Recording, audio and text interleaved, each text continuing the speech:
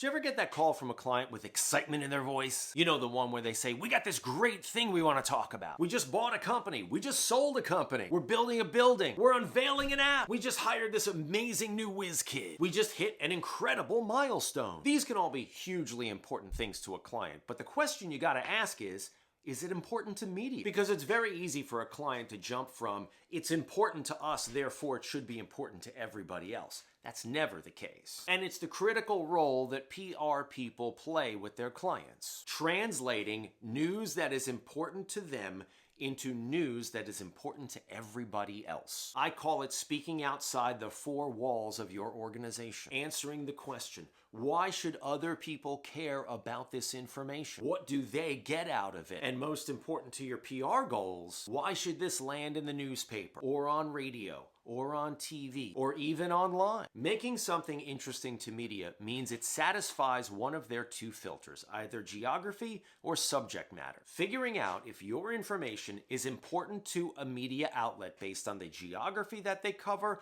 or the subject matter that they cover is the key to making your news interesting. Telling the story through people, through places, through data can also make something interesting. It can help you figure out where in a publication your information will land. Take a newspaper, for example. Does this go in the front news section? Does it go in the business section? Does it belong in sports? Is it an obituary? Maybe it's an obituary. So before you get excited and write that press release and fire it off to an email list, make sure you're asking that critical question. If this is important to us, why should it be important to anyone else?